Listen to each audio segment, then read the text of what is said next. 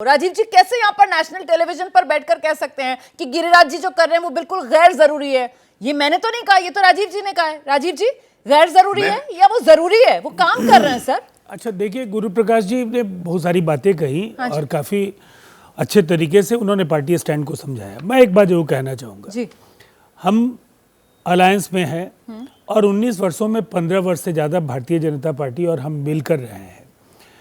किसी के सुरक्षित होने या असुरक्षा का भाव किसी के मन में अगर होने का सवाल आज भी खड़े होने लगे तो ये हम दोनों ही पार्टियों के लिए, और अब तो हमारे साथ एलजेपी और हम भी वहाँ साथ हैं, तो ये सबके लिए ये सवाल हो जाएगा। लेकिन सच ये है कि बिहार में विकास को लेकर जो नीतीश कुमार जी ने एक लंबी लकीर खींची है, 7 निश्चय पार्ट 1 पार्ट 2, बिहार में कभी भी सांप्रदायिक ध्रुवीकरण की तस्वीर नहीं बन पाई।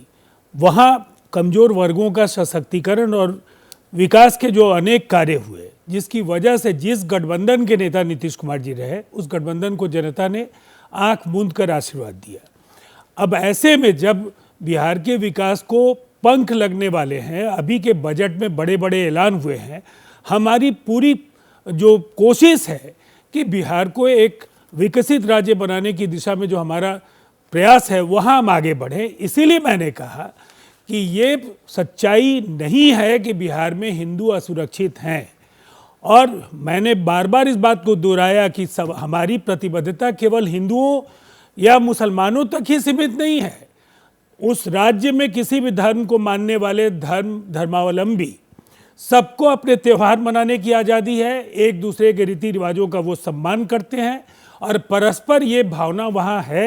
वहाँ राजनेता उनका मानस नहीं बदल पाएंगे, बिल्कुल। और हम निश्चित तौर पर एक ऐसी दिशा में बह रहे हैं जहाँ अगर उल्टी दिशा में कोई भी काम होगा तो वो हम जरूर कहेंगे कि इसका कोई औचित्य नहीं है। जिन जिलों की आज जिक्र आपने किया इनकी यात्रा के रूट में, वहाँ भी जो भी सामाजिक संरचना के सवाल खड़े हो रहे हों, लेकिन एनडीए को वहाँ एक निर्णायक बढ़त है। तो मैं नहीं समझता हूं कि इस तरह की यात्रा से कोई बिहार का भला होना है। लेकिन सर वो गिना रहे हैं, वो बाकायदा ये बता रहे हैं कि किस तरीके से इन जिलों के अंदर जो मुस्लिम आबादी है वो लगातार बढ़ी है और हिंदू आबादी घटी है, और इस वजह से वो जरूरत महसूस कर रहे हैं। मतलब एक तरीके से वो तो सवाल प्रश्न चिन्ह लगा रहे हैं ना नीतीश कुमार के नेतृत्व में कि भाई नीतीश कुमार मुख्यमंत्री रहे। और ये देखिए, हम ग्राफिक्स भी दिखा रहे हैं कैसे 1991 और 2011, तो ये जो दशक हैं इनमें देख लीजिए, भागलपुर जहां मुस्लिम आबादी 1991 में 14% होती थी, वो 2011 में बढ़कर 18% हो गई, और अब 2021 का तो अभी सेंसस हुआ नहीं है, तो इसके बाद ये आंकड़ा यकीनन और बढ़ेगा। तो इसको वो लेकर चल रहे हैं आगे। मैंने इसीलिए आपके सवाल के पहले एक बात बता दी, हाँ जी, कि इन 19 वर्षों में 15 वर्ष हम साथ हैं, सही है ना। और इन 19 वर्षों में इन जिलों में जिनको आप अत्यंत संवेदनशील बोलते हैं, जिन जिलों में आप कहते हैं कि जनसंख्या का जो ये अनुपात है, आबादियों के बीच जो द्वंद्व हो सकता था, क्या कभी दिखा? परस्पर सौहार्द का भाव है। इन जिलों में भी कोई अप्रिय घटना नहीं घटी। और हमारे कार्यकाल में आप याद करें, भागलपुर में एक तनाव उभरने की स्थिति जब आई तो उस समय तत्कालीन केंद्रीय मंत्री और उन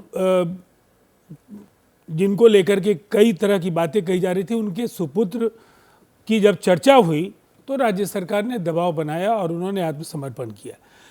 इस सवाल पर जनता दल यूनाइटेड और एनडीए की सरकार नीतीश कुमार जी की अगुवाई में कोई समझौता नहीं करती है। इसलिए यहाँ किसी को भी भयभीत होने की जरूरत नहीं है, इसलिए कि बिहार को नीतीश कुमार जी के रूप में एक ऐसा मुख्यमंत्री मिला है जो सभी धर्मों को एक दृष्टि से देखता है। और बिहार में यह आदत में असर क्या होगा? गिरिराज सिंह की इस यात्रा का क्या असर होगा? नहीं, कोई असर नहीं होगा। यात्राएं होती हैं। मैंने गैर जरूरी शब्द इसीलिए कहा कि इस यात्रा का कोई औचित्य नहीं है। हम 220 सीटें जीतेंगे। जनता जो आंकड़े हैं इन वर्षों में, आप दंगे की वारदातें, आप वहाँ सांप्रदायिक तनाव की घटनाएं, या जो वहाँ कर्फ्यू के जो दिन हो सकते हैं, आप खुद अंदाजा लगा लीजिए कि बिहार तो एक रोल मॉडल है, पूरे देश के लिए अनुकरणीय मॉडल है। नहीं सर, आपकी बात पर देखिए मैं तो विश्वास कर लूं, लेकिन ये तो आपकी साथी पार्टी के ही नेता है ना, केंद्र में मंत्री हैं, यही नहीं भरोसा कर पा रहे। इन्हीं को महसूस हो रहा है कि उस इलाके में हिंदू जो हैं उन्हें संगठित होने की जरूरत है, उनमें स्वाभिमान जगाना जरूरी है, वरना वो खतरे में आ जाएंगे। हिंदू सुरक्षित नहीं है, बिहार नीतीश राज हिंदू सुरक्षित नहीं, इसी नाम पर तो वो स्वाभिमान यात्रा निकाल रहे हैं। छोटा सा आपको जवाब जल्दी से सर, जल्दी से। हाँ, बस मैं इतना आपको कहना चाहता हूं कि भारतीय जनता पार्टी ने भी बिहार की जन भावनाओं का सम्मान किया है, उन्होंने आधिकारिक तौर पर खुद को अलग कर लिया है। ठीक है, आइए वाजपेयी जी, आइए आप बताइए मुझे इसका क्या असर होगा। यहां पर साफ तौर पर राजीव रंजन जी कह रहे हैं कि बीजेपी ने बिहार की भावनाओं का सम्मान किया, इस वजह से खुद को अलग कर लिया है। हालांकि कुछ पैनलिस्ट ऐसे भी है जो कह रहे हैं कि साहब हींग लगे ना फिटकरी, मतलब गुरु प्रकाश जी की मुस्कान बता रही है कि भाई अलग कर लें तो भी क्या फायदा, मिलना होगा तो हमें मिल ही जाएगा। नहीं, हमारा इससे ज्यादा बड़ा सवाल है। हमारा सवाल ये है, क्या हिंदू स्वाभिमान की बात करना कोई अपराध है क्या? अच्छा, क्या हिंदू स्वाभिमान की बात करना संविधान विरोधी बात है क्या?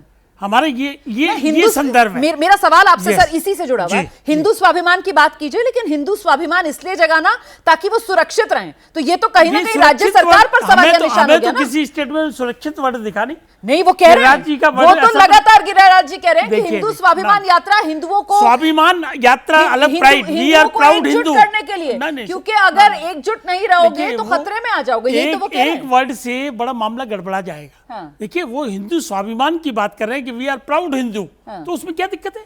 नहीं, तो हम फिर वहीं घूम फिर के आ गए कि भाई अगर मान लो मुस्लिम बाहुल्य इलाका है जो आप डाटास दिखा रहे हैं, तो क्या उनको एतराज है किसी की आवाज आई वहां से?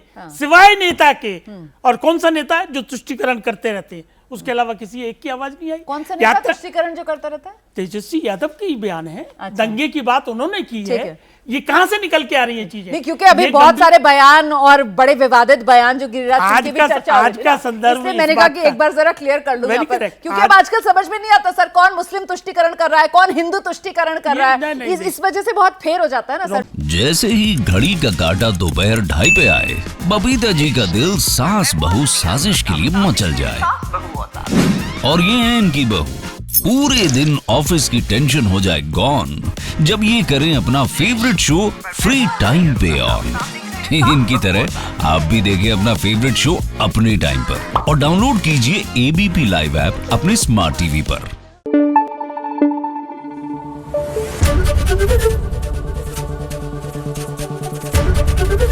एबीपी न्यूज आपको रखे आगे।